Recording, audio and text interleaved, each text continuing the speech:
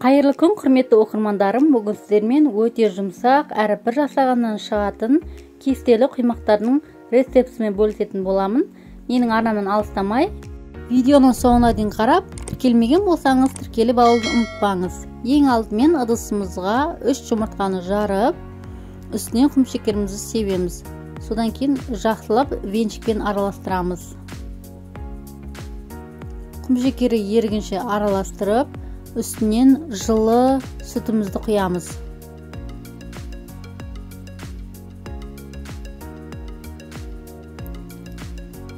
Енді ұнымызды 3 бөлікке бөліп салдым.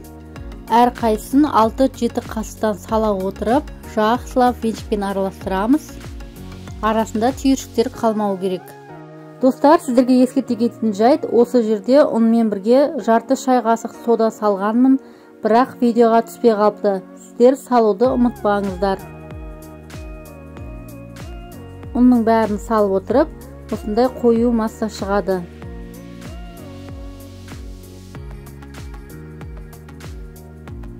Енді үстінен қайнап тұрған ыстық суымызды құйдым. Тағы да жақсылап араластырамыз.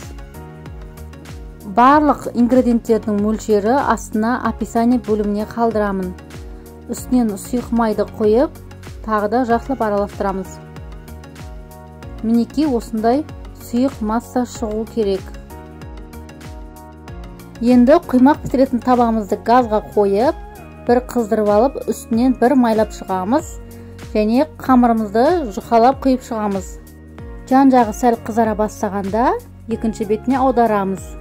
Құймақтарымыз астына ешқандай жабыспай тез алынып, осылай тез пісіп шығады.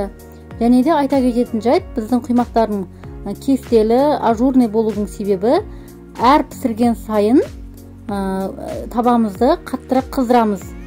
Яғни бір құймақты пісіріп болған соң, екінші құймақты салар кезде сәл қыздырып аламыз.